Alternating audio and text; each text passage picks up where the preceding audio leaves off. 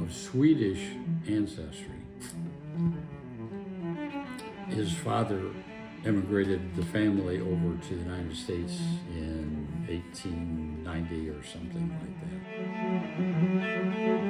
When he worked for Illinois Bell, and this was, I think a lot of these coins came from the 1920s and 30s in doing this, but he collected many of these coins, maybe all of them, I don't know, from the coin box of a telephone in the hallway of apartments and things like that. He had a regular route, just like a paperboy would have a route, and go and collect the money out of the coin telephones and bring them back to the Illinois Bell office.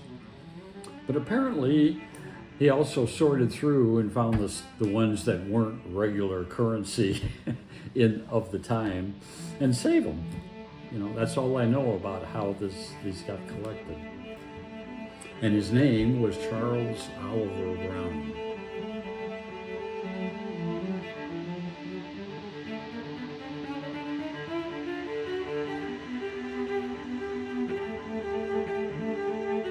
I didn't see a whole lot of them because as I was growing up,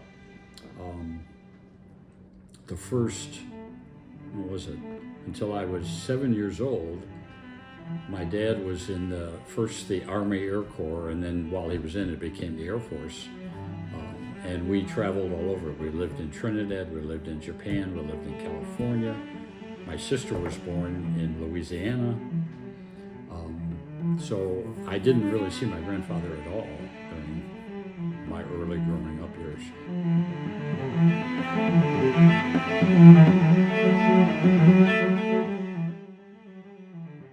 So I really didn't get to know him beyond things he gave me, like the coin collection, and knowing how he gathered up all these coins and what he did for a living.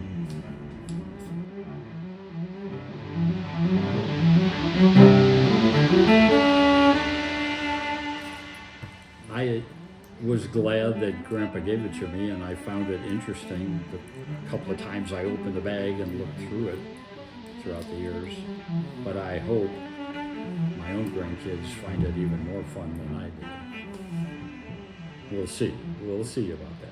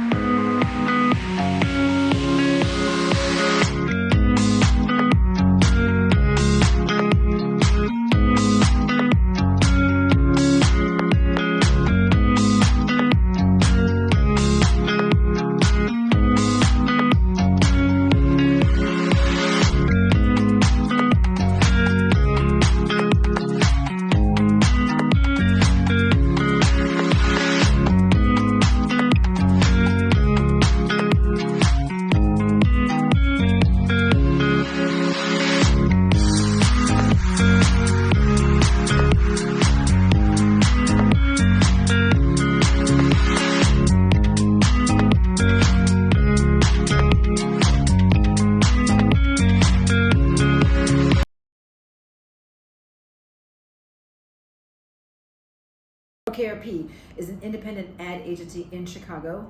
It was originally founded, I think, in like 2009 or 2010. It stands for O'Keefe, Reinhardt, and Paul, the three founders, Tom O'Keefe, Nick Paul, and Matt Reinhardt. But right now we're just an ad agency. Hi, Elena Robinson. I'm the head of production, which means I am in charge of all execution. You know, advertising is broken into sort of two big buckets, and the first is concepting and ideation, and we sell those ideas. And once we sell them as pieces of paper idea, I take the idea from script to screen. Now that I'm the head of production, two things that I really am inspired by is really working with my team. So I've had a bunch of bosses, and so I'm trying to be a good boss and support and grow my team because they're good people.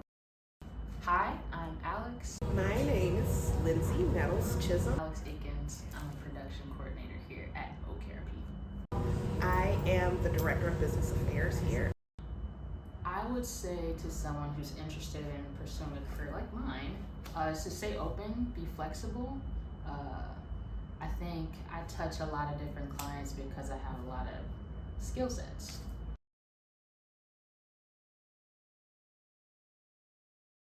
And Salisbury. I grew up, moved from Brooklyn when I was about 4, and I grew up in Paramus, New Jersey. And then I was there until I had my firstborn child, John. And then my husband got out of this, came home from Vietnam, and we moved to Virginia, and then back to New Jersey. I had 2 older brothers who tortured me. Joe, who is alive, and Richard, who died when he was 52, a massive heart attack. I really miss him to this day. And so I had 2 older brothers. There was 3 of us, yeah. Richard and I were closer than me and Joe, because Joe was 8 years apart, so that's hard, yeah. But I'm close to my brother now than I ever been. We talk a lot on the phone.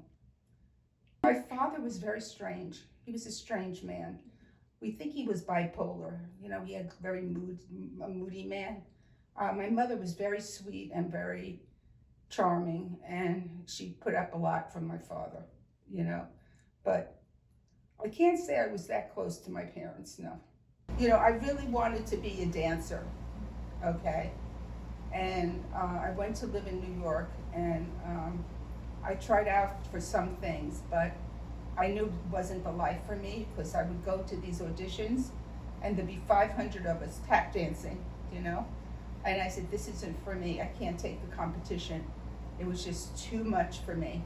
And so I went home to Mama and Daddy, and then I met my husband, John, your grandpa, John, at a store, and we fell in love, and we got married, and then he went to Vietnam, and we were very worried about him. I had John when I was 21, and I had your mom when I was 25. I was young, but we all got married so young. That was that age. I had a job decorating new houses when I was in New Jersey. So I made very good money doing this, and it was like you sold people the houses, and then you helped them decorate it. So that was a good job. I worked myself to death, though. It was like very draining. It's hard working with the public, They're very demanding. So I was diagnosed with bipolar when I moved to Illinois. This psychiatrist spent an hour and a half with me with all these questions, and he said, you're bipolar. And I went, oh, so I have a name, and he put me on good medicine, and I straightened out, and it's been a rough road with the bipolar. It's hard, yeah. Because you get depressed, and then you get very manic, which is you want to spend money, and you think you can jump off cliffs and live, and it's that, yeah. I knew what was wrong, and I could read about it, and my kids knew what it was, and so we were able to talk about it, and it was more comforting for me to have a tag on it than walk around being depressed or walking around being manic and not knowing what's wrong with me. And I had very good psychiatrists too. I sold my condo, and I was very isolated. I had me and my computer and a friend in Florida, and we'd play games all day. And then I fell, and that changed my world because it really did me in. So I decided to come here. I don't have to worry about anything. I have friends here now, which I didn't have when I moved here. It was very hard. I joined a church to make friends, but they weren't very friendly. You would think a church, they would be friendly, but they were awful. As far as here concerns, this is the place for me. I think Lexa said that she thinks I'm very happy here. And I think she's right. I am happy here. It's very cozy. It's very minimalist. There's not very much in this room, but that's okay. You know, I have my TV. What more do I need?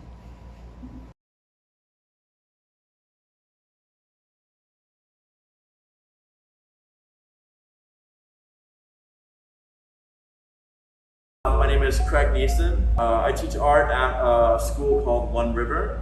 I also teach art at Northwestern University. I teach Intro to Darkroom Photography, my bachelor's degree in photography, and my master's degree in art theory and practice at Northwestern.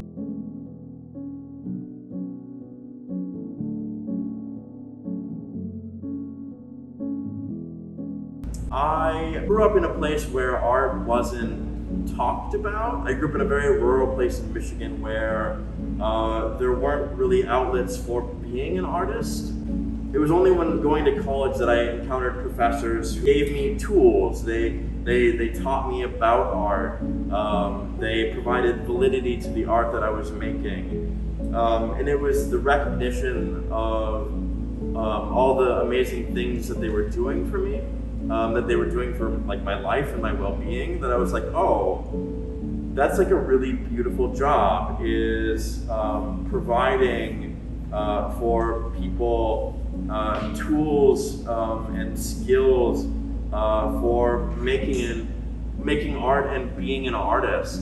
Like one of the greatest things that's ever happened to me in my entire life. And I hope to keep teaching. I hope to keep making my own personal practice as an artist rolling. I make video art. I draw a lot. I'm trying to write. Writing has always been a big part of my art practice. I maybe am not so good at it, or perhaps I'm too shy about showing it to people, because I've never been formally trained as a writer. Making my artwork, continuing to teach art, and yeah, those are the two like big things that I want to keep pushing. The greatest thing about art is that it's provided me an outlet.